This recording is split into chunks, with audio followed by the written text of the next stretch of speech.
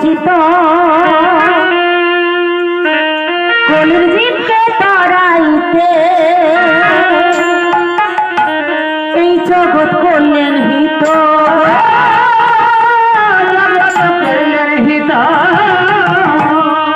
নমো নমো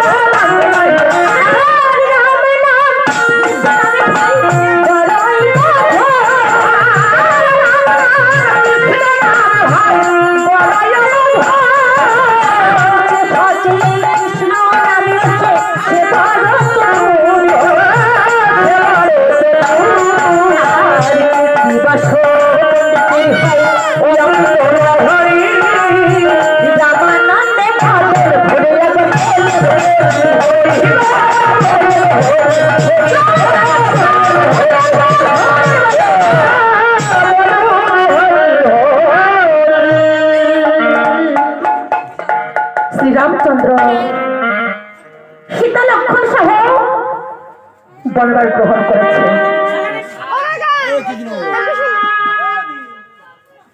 বনবাস গ্রহণ করেছে পিতৃ শত্রুক্ষা পালন করবার জন্য। এক বছর কাল চিত্রকূট পর্বতে আছে।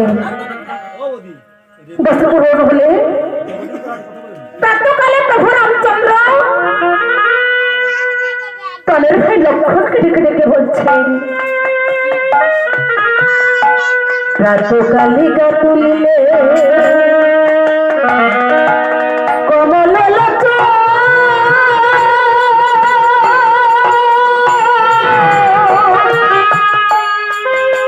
লক্ষণে ডাকিয়া কিছু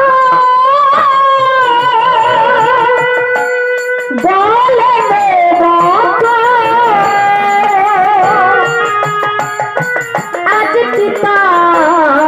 মহাশয়ে সপিণ্ড করো কি করি বল ওরে ভাই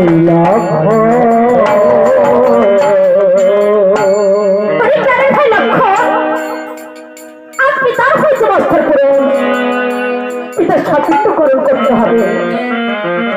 কিন্তু ভাই লক্ষ্য বনবাসে থাকি, বনের ফল খাই, এমন সামর্থ্য নাই, তাই আমরা পিতার প্রাণকে দপ্তর করবো। কিন্তু ভাই লক্ষ্য পুত্র হতে তার কার্য করতে না পারলে তার জন্মগ্রহণ করে দিথা তাকে বংশের কুলাঙ্গার বলে। প্রাণের ভাই লক্ষ্য ভাই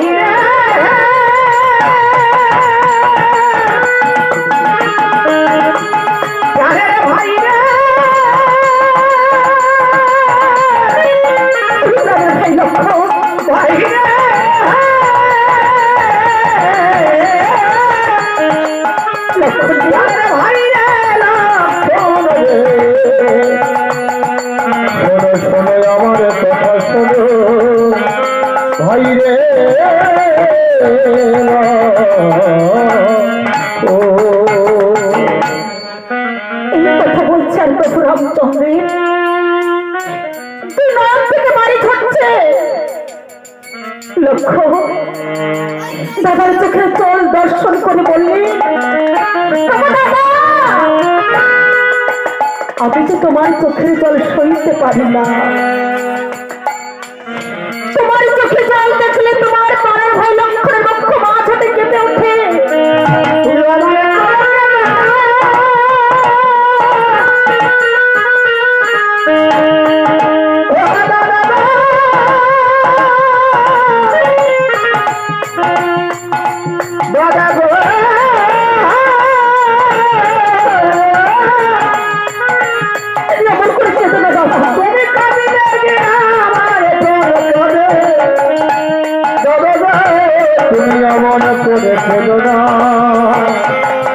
তুমি কাঁদিলে যে জগৎ কাঁদিলে, তুমি অমন করে আর কেঁদো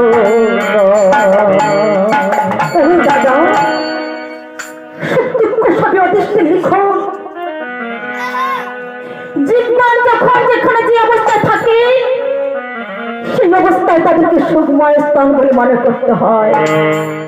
সুতরাং বড় মাছে আছি, বড়ের ফল খাই, পণ্য কুটির পরিবার। আজ আমরা এই অবস্থায় পিতার শ্রাদ্ধে তর্পণ করবো। এই কথা শুনে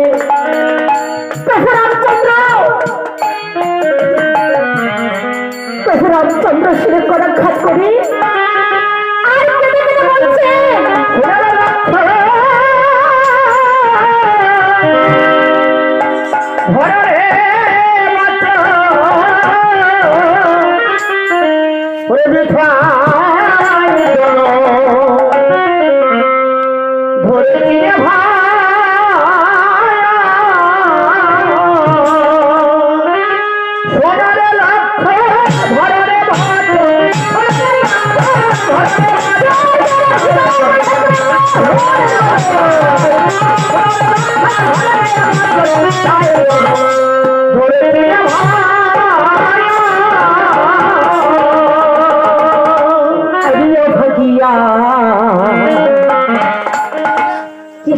আমি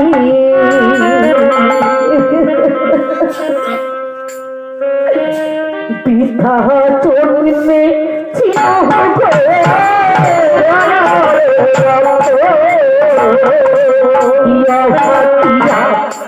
জানি আমি বিধা চন্মে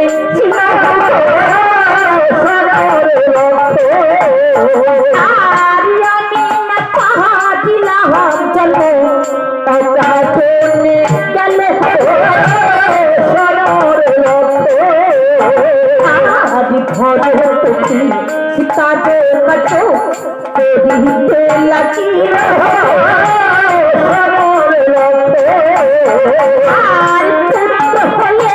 सीता कटो कोई नदी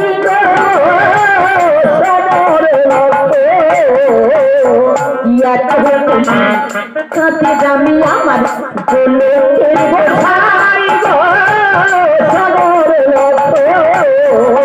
আর সীতা বলে চিন্তার কাজ নাই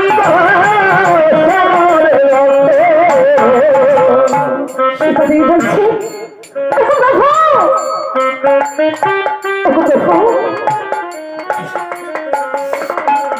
এমন করে কেঁদো না প্রভু, এমন করে কেঁদো না প্রভু। সুখ সাজা দিচ্ছে লিখন সুখ দিয়ে সংমিশ্রণ করা। সুতরাং এই বনবাস আমাদের যতই কষ্ট হোক না কেন, আজ আমরা এই অবস্থায় পিতার প্রাপ্তি তর্পণ করবো। তুমি এমন করে কেঁদো না প্রভু, তুমি এমন করে কন্দন করো না। প্রভু রামচন্দ্র সীতার হাত ধরে আর কেঁদে কেঁদে বলছিল, গো জানকী, জানকী গো, তুমি রাজ নন্দিনী হয়ে কেন কেন তুমি ঘোর বনে এলে? কেন তোমার কমলের মতো জীবনটাকে হতবা কোরআনের সহিত তুমি বিসর্জন দিতে শুধু বলো সীতা, বলো বলো সীতা, বলো। তাই বলছি গো সীতা,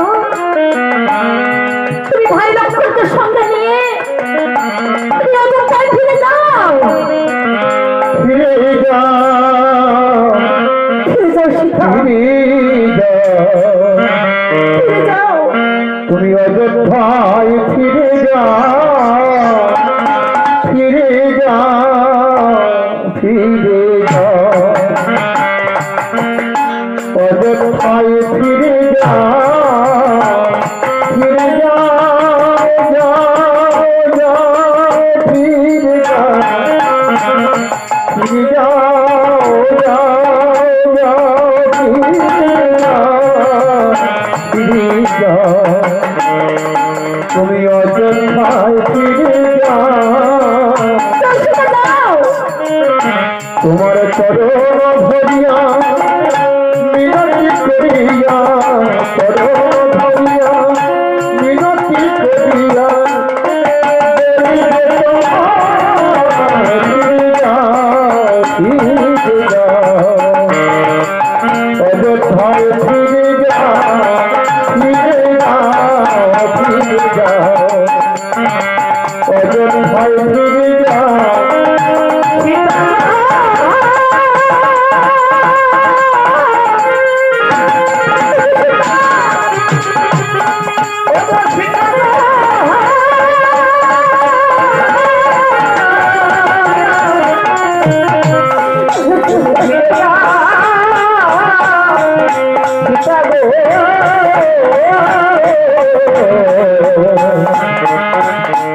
অযোধ্যায় ফিরে যাও।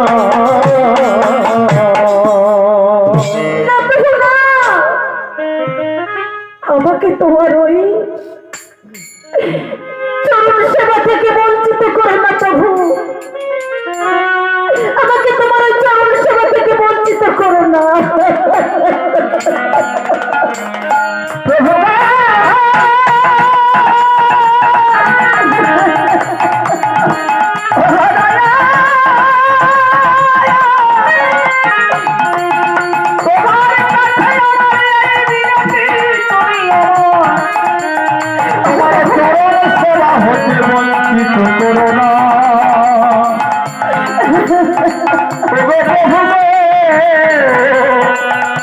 তোমার কাছে আমার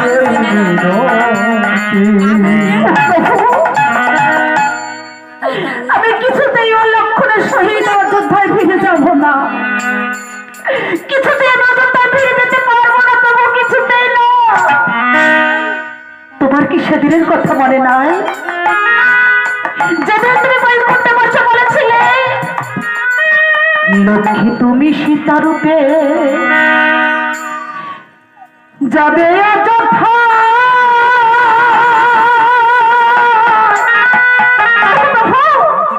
তুমি সেদিন বলেছিলে লক্ষ্মী তুমি সীতারূপে যাবে মিথিলা,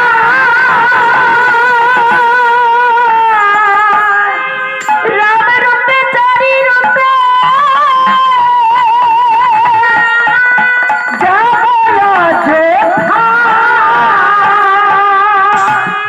প্রভু। তুমি আমাকে বৈকুণ্ঠে বসে বলেছিলে লক্ষ্মী তুমি সীতারূপে যাবে মিথিলা, চারি বংশে রাম রূপে আমি যাবো অযোধ্যায়। সে কথা তুমি ভুলে যেও না প্রভু, সে কথা তুমি ভুলে যেও না। আমাকে কিছুতেই অযোধ্যায় ফিরে যেতে বলো না প্রভু, কিছুতেই না, কিছুতেই না।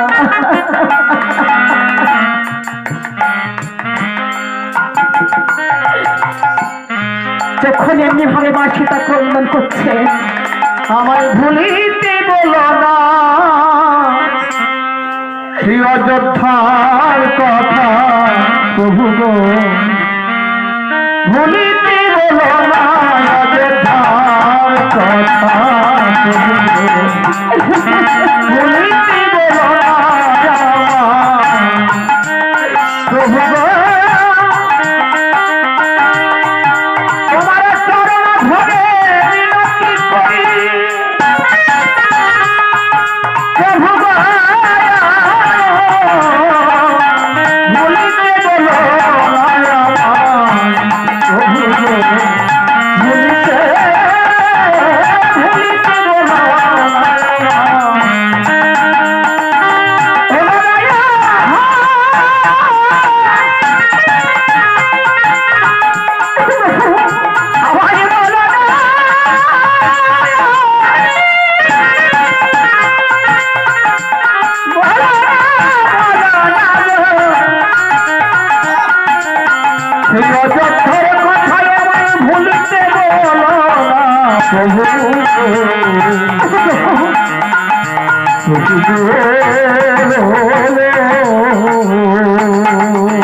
তখন একটি ঘরে মাসিটা ক্রন্দন করছেন। লক্ষণ লক্ষণ বলছে, দাদা এই সময় শোক বর্ষণ করলে দিন চলে যাবে, সময় মরে যাবে, কিন্তু পিতার জলপিণ্ড আর দেওয়া হবে না দাদা, আর জলপিণ্ড দেওয়া হবে না। তাই বলছে, চলো বাবা চলো, এই মুহূর্ত থেকে আমাদেরকে বনে গমন করতে হবে। এই বনবাসে কত মনে ঋষিরা আছেন, তাদেরকে ফল দান করতে হবে। ওগো দাদা,